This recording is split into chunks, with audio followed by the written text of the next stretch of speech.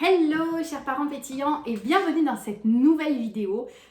Dans ma dernière vidéo, je t'ai parlé de la conception de mon petit bébé qui est actuellement dans mon ventre. Je suis juste après avoir tourné cette première vidéo en pyjama d'ailleurs. Je viens de réaliser que j'ai enlevé mon pull parce que j'avais chaud mais que je suis en pyjama. Voilà, donc écoutez, bienvenue dans la vraie vie. De femme enceinte qui a eu la flemme de se doucher encore et qui avait prévu d'y aller après la vidéo. Je suis ravie de vous accueillir ici pour vous parler de mon premier trimestre de grossesse. Donc je vous l'ai dit dans la vidéo d'avant, mais du coup c'est toujours le cas. Je suis à 17 semaines d'aménorrhée plus 5 jours. Donc à 4 mois de grossesse révolue et je vais vous raconter ici mon premier trimestre de grossesse. Je vous ai raconté toute la conception et je vous ai dit que j'ai su que j'étais enceinte très très tôt. J'ai fait les examens le 18 octobre et j'ai eu ma prise de sang le soir qui m'a confirmé que j'étais enceinte. Et je devais partir à Paris genre le lendemain ou le surlendemain voir des copains. Donc évidemment, j'ai commencé à les prévenir parce que qui dit enceinte dit pas de fromage au lait cru, pas de charcuterie, pas de tartare, pas de d'œufs crus, pas des légumes bien lavés, etc. etc. Pas d'alcool, bien sûr, pas trop de café, pas trop de thé, ça je savais pas encore trop si j'ai le droit d'en boire, bref, c'est compliqué quand on héberge une semaine chez des gens, donc j'ai commencé à le dire dans mon entourage amical en tout cas, très très tôt. Et j'ai pris le parti de mon côté, en tout cas je ne donnerai pas le parti de mon compagnon, mais moi de mon côté, j'ai pris le parti d'en parler extrêmement tôt à toutes les personnes qui m'entouraient parce que je me suis dit comme ça, si t'as une fausse couche, au moins tu seras accompagné. Et vu la conception de ce petit être que je vous ai raconté, vous doutez bien que c'était important pour moi. Donc, je l'annonce de suite à ma famille qui a suivi tous mes déboires de discrimination et d'ovaires polykystiques et qui du coup est super heureuse. J'attends quand même le 30 octobre pour l'anniversaire de ma petite sœur qui sera la marraine de mon bébé. Donc voilà, j'attends pour son anniversaire, je lui dis, elle pleure, bref, c'est l'annonce rêvée pour moi. Je rêvais de pouvoir lui annoncer ça à son anniversaire et c'était chose faite, j'ai pu réaliser ce rêve absolument incroyable et franchement j'ai énormément de gratitude pour ça. Voilà, donc bref, j'annonce ma grossesse autour de moi et tout le monde est super content. Et moi avec, je me dis, mais de toute façon, Agathe, tu vas passer une grossesse de rêve, c'est obligé. Ah, c'est beau les rêves. Voilà. C'est très très beau les rêves. Le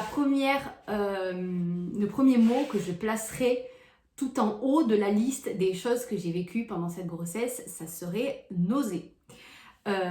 Donc ma grossesse a commencé à peu près le 22 septembre, soyons précis. Voilà, donc ça a commencé à partir de là, enfin bref, mon cycle a commencé là, donc 2 semaines plus tard, vous imaginez bien la conception du bébé, etc. Et donc, je me dis, mais moi, j'aurais jamais de nausée, c'est n'importe quoi, c'est des légendes urbaines, ma soeur, elle en a même pas eu. Dans la famille, on n'a pas de nausée, c'est faux. Voilà, et je me suis largement trompée. J'ai eu des nausées comme jamais vous n'imaginez. Mais c'est-à-dire que la nausée, c'est pas genre la nausée comme quand t'as la gastro ou t'as la nausée, certes, c'est désagréable. Non, là, c'est la nausée qui te prend du haut du ventre et qui te monte juste en haut de la gorge toute la journée. T'as l'impression d'être sur un bateau et c'est horrible. Mais c'est-à-dire que je pleurais quasiment tous les soirs en disant à Jean-Noël, mais qu'est-ce que j'ai fait pour souffrir autant? C'est horrible, je peux pas manger, j'ai du mal à boire, tout me dégoûte, toutes les odeurs me dégoûtaient, j'étais obligée d'aller dans la chambre quand il cuisinait pour lui parce que ça me faisait vomir, je pouvais pas cuisiner, je pouvais pas faire la vaisselle. En plus, on a notre lave-vaisselle qui est tombé en panne à ce moment-là, évidemment. Donc, les odeurs dans la cuisine, t'as compris. Bref, un enfer. Sincèrement, les nausées, un enfer. Et alors, le pire dans les nausées, c'est pas encore les nausées, c'est toutes ces personnes qui te demandent, bah alors, comment tu vas ta maman m'a dit que t'es enceinte, par exemple, tu vois. Et donc, je dis, bah écoutez, ça va, j'ai un peu de nausées. Ah bah oui, bah ça, c'est l'eau, toutes les femmes enceintes, tu vas quand même pas te plaindre. Mais arrêtez d'interdire de se plaindre. Les femmes enceintes, on a le droit de se plaindre, même si on est hyper heureuse d'être enceinte, on a le droit de se plaindre. Et bien moi, je vous dis, ce premier trimestre, il était horrible à cause de ces nausées. J'ai passé un premier trimestre pourri. Ok les gars, je suis hyper heureuse d'être enceinte, mais c'était horrible. C'était sincèrement horrible, je souhaite ça à personne. J'avais envie de vomir H24, du lever au coucher, ça me faisait des remontées acides, j'arrivais pas à manger, j'avais aucune énergie, du coup j'avais la tête qui tournait, j'étais fatiguée, je faisais que dormir, c'était un enfer. Voilà, sincèrement, ce premier trimestre, il n'était pas drôle du tout. Là, je suis hyper heureuse, ça va beaucoup mieux, on parlera des mois d'après après, mais c'était horrible, voilà. Et comme du coup mon moral n'était pas au beau fixe parce que c'était horrible physiquement, et ben mentalement ça a commencé à dégénérer. Mais vous dites, mais Agathe, quand est-ce que tu es heureuse? Je vous assure, ça vient. Hein. Maintenant, je vais très bien, là, ça va hyper bien, j'ai aucun problème. Mais ça a été hyper compliqué parce que mon compagnon travaille aujourd'hui donc sur Montpellier. Je vous l'ai expliqué dans une vidéo antérieure qui s'appelle La vérité sur ma santé mentale. Que je vous ai faite pendant ce premier trimestre de grossesse d'ailleurs. Et donc, c'était hyper difficile pour moi de vivre ça. Et Jean-Noël donc travaille sur Montpellier, il part à 7h le matin, il rentre à 20h le soir. Et moi, je me suis retrouvée toute seule avec des nausées comme ça, toute la journée, à même pas pouvoir mettre le pied dehors tellement j'étais mal. Et c'était affreux. Et quand il rentrait, 20h, c'était l'heure où mon corps était fatigué, donc je dormais. Donc en fait, on ne se voyait pas. Lui, il devait gérer toute la maison, ménage, vaisselle, etc., en plus de son travail. Et moi, j'étais au lit, à changer mes draps, tous les 3-4 jours quand même, parce que je passais ma journée dedans. Donc, au bout de 72 heures dans un lit, c'est bon quoi. Vous avez compris. Donc, je changeais mes draps, etc. Mais c'est à peu près tout ce que je faisais. Et Jean-Noël, eh ben, il était là à vivre la vie de quelqu'un qui bosse, puis qui s'occupe de toute la maison, et de sa femme qui pleure tout le temps parce qu'elle est fatiguée, qu'elle a des nausées. Et là, je me suis dit, mais Agathe, si tu vis ça pendant ton premier trimestre de grossesse, qu'est-ce que ça va être ton postpartum?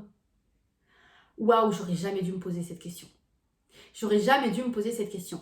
À partir du moment où je me suis posé cette question, je suis partie dans un système d'angoisse infinie. C'est-à-dire que je me suis dit, mais t'es foutu, ça va être horrible, tu vas passer des moments ignobles, ton postpartum, ça va pas être possible, tu vas vivre avec Jean-Noël qui sera loin et qui sera là qu'à 20h le soir, et qui partira à 7h du matin, tu devras t'occuper du bébé toute seule. Comme tu es dans un environnement pas top, ben, tu seras enfermée parce que tu pourras quasiment pas sortir. Ça va être invivable. Sincèrement, c'est ce que je me suis dit. Et donc, je l'ai vécu comme ça. Et ça m'a angoissée. Vous pouvez pas savoir comment. Et alors, la nausée plus angoisse, c'est le mauvais bail, les gars. Franchement, franchement, c'est pas top. Il y a eu quand même des très beaux moments qui m'ont pas mal calmée. Le premier beau moment, ça a été l'annonce de la grossesse à mes proches. Ça, c'était un merveilleux moment, mais j'avais pas trop encore de nausées à ce moment-là. J'étais même à dire, ah, j'ai un peu de nausées, les gars, c'est trop bien, ça veut dire que je suis enceinte, c'est trop cool. Ouais, super Agathe, merci. J'ai eu le moment de l'échographie de datation où on entend le petit cœur de bébé qui bat. Et c'est incroyable, il mesure 9 mm, il fait même pas la taille d'un haricot rouge. Et ça a déjà un petit cœur qui bat, c'est juste dingue. Voilà, ça m'a rendu mais complètement tarée de bonheur. En plus, moi, je disais, mais c'est pas possible, c'est un fail, je peux pas être enceinte, c'est n'importe quoi, la prise de sang, elle s'est trompée, la deuxième prise de sang, elle s'est trompée aussi, je suis pas enceinte, c'est n'importe quoi, je vais avoir mes règles, elles vont se déclencher, parce que rappelez-vous, j'ai un cycle très long.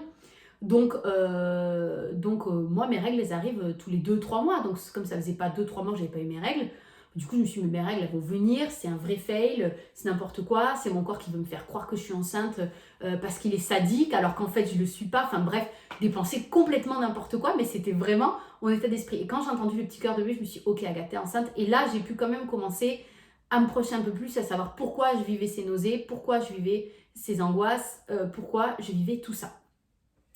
Et j'ai commencé à m'informer un petit peu du coup sur le premier trimestre de grossesse et j'ai vu que à part un livre sur le premier trimestre de grossesse, il n'y a quand même pas grand chose.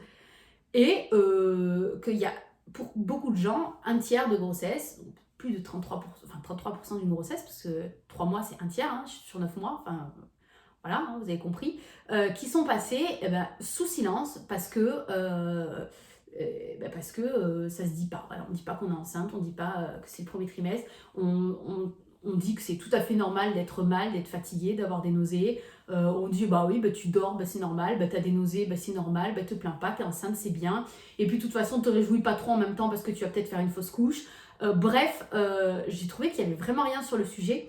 Donc c'est une volonté de ma part de faire des choses sur le premier trimestre de grossesse quand j'aurai baby et que je serai bien installée dans ma parentalité. Je pense que je vais peut-être créer un podcast ou un livre ou j'en sais rien, mais quelque chose en tout cas sur ce sujet qui pour moi a été assez compliqué. Voilà, donc globalement, mon premier trimestre, une fatigue incroyable, une forme physique proche de 0 sur 10, des nausées proches de 20 sur 10, une angoisse de me retrouver seule avec un bébé proche de 40 sur 10, je pense.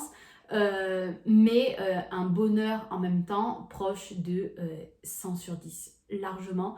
Heureusement que ce bonheur d'être enceinte et d'attendre un petit être humain, d'avoir réussi à concevoir naturellement ce petit être humain était présent parce que bah, vraiment, mais ça m'a tenue éveillée toute cette grossesse et ça m'a tenue. Et quand j'allais vraiment pas bien, Jean-Noël me disait mais Agathe, on va être parents, t'es enceinte, c'est incroyable. Et à chaque fois, ça me faisait sourire. On va être parents, mais waouh, le bonheur. Donc, effectivement, physiquement, psychiquement, c'était pas facile. Je ne critiquerai jamais une femme enceinte qui me dit Agathe, j'ai besoin de parler de tous les maux de grossesse que je suis en train de vivre. Viens m'en parler, je t'en prie, il n'y a aucun problème. Qui que tu sois, écris-moi un commentaire sous cette vidéo. Fais ce que tu veux. Mais voilà, c'est pas forcément évident. Pendant cette grossesse, j'ai eu qu'un rendez-vous. Je vais vous faire le point à chaque fois sur les rendez-vous que j'ai eu. J'ai eu qu'un rendez-vous gynéco, deux. Un où du coup j'ai eu la prise de sang pour la grossesse et l'autre où j'ai eu l'échographie de datation. Après, il y a eu l'échographie du premier trimestre. Mais je vous la raconterai dans la prochaine vidéo puisque elle sert à commencer le second trimestre. Voilà. Et donc, j'ai pas eu beaucoup de rendez-vous médicaux. C'est ça aussi, on n'a pas grand-chose. Le premier trimestre, comme on ne sait pas, comme voilà, ça n'a pas tenu, on vous dit venez me voir que si vous saignez, que s'il y a quelque chose qui ne va pas. Et sinon, tu sais pas trop ce qui se passe. En plus, tu n'as pas de ventre, t'as rien, donc tu sais pas, tu es enceinte, mais Inch'Allah quoi. Voilà. Donc, j'ai eu que ces rendez-vous-là. Est-ce que j'ai ressenti quelque chose de différent en tant que personne aveugle? Je pense pas. Peut-être qu'on est encore plus conscient de notre corps. Ça, c'est tout à fait possible. Peut-être que le fait d'être aveugle fait que je suis encore plus à l'écoute de mon corps et que du coup, j'ai peut-être encore plus ressenti les nausées et la fatigue. C'est vrai que notre quotidien de base est assez fatigant. Et donc, peut-être qu'avec une grossesse en plus, j'étais un peu plus fatiguée. Mais je peux pas vous dire si c'est vrai ou pas, parce que j'ai jamais vécu une grossesse dans le corps d'une personne qui n'est pas aveugle et qui n'a pas cette fatigabilité. Donc je ne sais pas. Ceci étant, voilà, j'ai pas ressenti de grande différence en étant aveugle et enceinte. Si ce n'est, voilà, en début de grossesse, on a quand même pas mal de pertes et au départ, j'avais vraiment peur que ce soit du sang. Et puis, je les ai observés au toucher, disons ce qui est, et j'ai compris que c'était des pertes blanches. J'ai vu que c'était tout à fait normal, que c'était le bouchon muqueux qui se formait, etc. Donc voilà, à part ça, où au début ça m'a un peu gênée parce que j'étais là, Jean-Noël, est-ce que c'est rouge ou pas? Est-ce que ça va? Parce que c'est quand même assez impressionnant toutes les pertes qu'on peut avoir en premier trimestre de grossesse. Mais voilà, donc à part ça, peut-être qu'il m'a un peu gênée. Rien de fou, la gynéco m'a très bien décrit la première échographie avec le haricot, elle était hyper présente. Elle m'a décrit ce qu'elle voyait, c'est-à-dire pas grand-chose, un petit haricot qui scintille et un cœur qui bat. Elle a mesuré, elle m'a donné toutes les mesures et puis voilà, ça s'est fini là et c'était cool et c'était parfait. Donc écoutez, pas grand-chose en rapport avec ma déficience visuelle. La seule chose que je peux vous dire qui est en rapport avec ma déficience visuelle, c'était mon environnement. Et mes angoisses par rapport à comment on va faire quand tu auras le bébé et que je serai toute seule avec le bébé à la maison avec Jean-Noël qui bosse, qui part de 7h à 20h à la maison. Ça, c'est vraiment dû à mon handicap parce que pour le coup, une personne lambda pourrait se dire moi je m'en fous, j'irai faire un tour quoi qu'il en soit, j'irai prendre ma voiture avec le bébé, je peux voilà. à une vie un peu plus classique, on se pose un peu moins ces questions-là que quand on est aveugle et qu'on est coincé dans un quartier résidentiel où il n'y a rien à côté pour pouvoir sortir. Ça, c'est vraiment des angoisses qui sont dues à mon handicap visuel. Donc, je vous inviterai, si vous êtes déficient visuel ou déficiente visuelle et que vous souhaitez avoir un enfant, à vous mettre dans un endroit avant de concevoir votre enfant où vous êtes bien, où vous êtes entouré de commerces, où vous êtes entouré de médecins, où vous êtes entouré de personnes qui vous sont chères, qui peuvent vous accompagner, vous aider pendant ce premier trimestre qui est physiologiquement pas toujours simple. Voilà, donc moi ce serait vraiment ma recommandation d'être dans un environnement qui ne vous angoisse pas. Je pense que ces angoisses sur mon environnement ont aussi beaucoup joué, mine de rien, sur mes nausées et ma fatigue, parce que quand on est angoissé, on est forcément encore plus fatigué, donc ça joue, voilà. Donc ça, je vous dirais que ça a beaucoup joué. Après, cet environnement, il est comme ça, on n'a pas trop eu le choix, on n'a pas trop eu la possibilité de déménager avant de tomber enceinte. Et du coup, on fait avec et on cherche des solutions et je vous donnerai mes solutions dans la prochaine vidéo. Je ne sais pas encore si pour la suite, je vous fais des vidéos mois par mois ou par trimestre. Je réfléchis et je vous dis ça. Vous le verrez bien de toute façon. Si vous avez des questions sur mon ressenti par rapport à la grossesse, dites-le moi. Si vous avez des questions par rapport au handicap à la grossesse, dites-le moi aussi en commentaire. Je serai ravie de vous répondre. Si vous arrivez sur cette vidéo, abonnez-vous ou suivez-moi sur les réseaux sociaux. Je serai ravie de partager un petit peu la suite avec vous. Là, on est dans qu'est-ce qu'il nous faut comme matériel de puériculture. J'ai une grande réflexion sur mon corps pendant la grossesse. C'est hyper intéressant. J'ai très envie de vous en parler. J'ai envie de vous parler aussi encore des rendez-vous. J'ai envie de faire une échographie 3D. Donc, je vous raconterai aussi comment ça s'est passé. Bref, j'ai plein de choses à vous partager sur la grossesse et j'espère que ça vous plaît. Moi, en tout cas, ça me plaît beaucoup. Vous avez vu que je publie quand même beaucoup moins de contenu sur l'accompagnement parental pour les parents qui ont des enfants déficients visuels, tout simplement parce que je ne suis pas forcément en capacité de vous accompagner en ce moment moi-même. J'ai quand même pas mal de fatigue encore due à la grossesse et je gère tout le tour de ma grossesse, c'est-à-dire faire en sorte justement de ne pas me retrouver toute seule à partir du moment où Jean-Noël ne sera plus en congé paternité. De me retrouver toute seule de 7h à 20h, j'essaie de trouver des solutions, c'est pas forcément évident. Donc voilà, je prépare ma parentalité et ça me prend énormément de temps, énormément d'énergie, énormément de réflexion. Je suis pas apte en ce moment à vous accompagner. Dès que ça reviendra, je vous tiendrai au courant. Mais en attendant, je vous parle de tout ça et je vous partage tout ça avec un immense plaisir. J'espère que cette vidéo vous aura plu. Je suis désolée si j'étais mal cadrée. J'ai fini par m'appuyer sur mon dossier de chaise parce que, mine de rien, je commence à avoir le ventre qui tire un peu. Donc voilà. Et je vous embrasse très très fort et je vous dis à très bientôt dans une prochaine vidéo grossesse ou autre. Bye bye!